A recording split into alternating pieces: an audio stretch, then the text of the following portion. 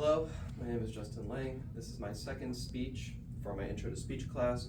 Today I'll be talking about my research topic, the evolution and eventual decline of the Xbox series over time. The original Xbox was released in 2001 by Microsoft. According to the opening of the box by Dean Takahashi, the original Xbox was nicknamed Project Midway after the US's first naval victory over Japanese forces in World War II. Fitting, considering that Microsoft is an American-based company and Sony is a Japanese-based company and was the leading developer of consoles at the time. Jonathan Seamus Blackley and his team's vision for the console was to be the monopolizing console on the market. However, despite this vision, the original Xbox only sold approximately 24 million lifetime units compared to the much more dominant PlayStation 2, which released a year earlier and sold approximately 155 million units. Nintendo, another competing company, released the Nintendo GameCube around the same time, but only sold 21.7 million units.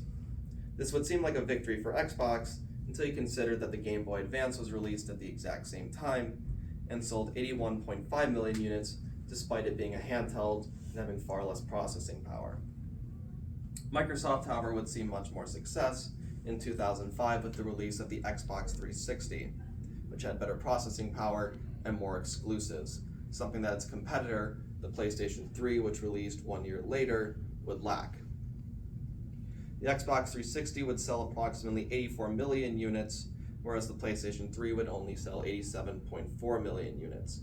While the PlayStation 3 still sold more, the Xbox 360 is still considered the much more memorable console. However, both of these consoles still saw defeat to Nintendo, which released the Wii in 2006 and sold approximately 101.63 million units. That console had far less processing power than either console and used motion controls. However, the Xbox 360 still saw much success, except for a few issues. First was the red ring of death. Some of the earlier releases of Xbox 360s would flash red instead of green when turning them on. This usually meant there was an error with the console and it would need to be sent in for maintenance.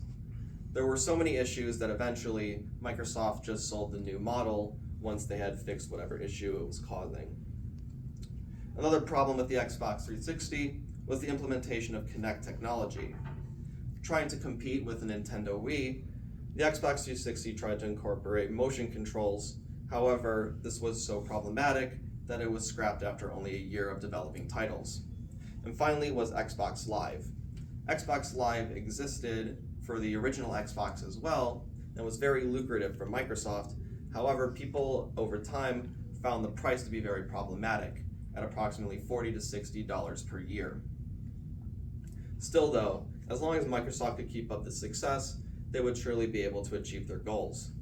However, they would see their first huge failure in 2013 with the release of the Xbox One. The Xbox One said it would focus on streaming, video quality, and showing movies.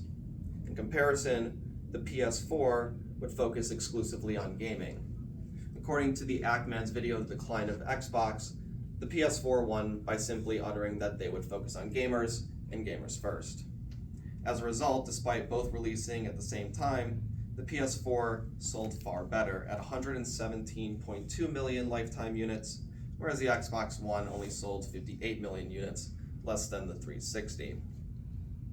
In 2020, Xbox would release its new entry, the SX, also known as, would release the SX. However, their heyday was behind them, as they only sold 21 million units to this day. The PS5, in comparison, sold 59.3 million units, despite releasing at the exact same time. When the PS5 was announced, it sold out almost instantly, either due to scalping or just high demand, whereas the Xbox Series X still is in stores to this day and never once sold out. In comparison, the Nintendo Switch, which released earlier than both of these consoles in 2017, is outselling both at 141 million current units, with the successor coming next year. As you can see, the Xbox has slowly lost people's interest over time, mostly due to a lack of exclusives and innovation. It may be the most powerful console of this generation, but that doesn't mean that it's the one that everybody wants to play on.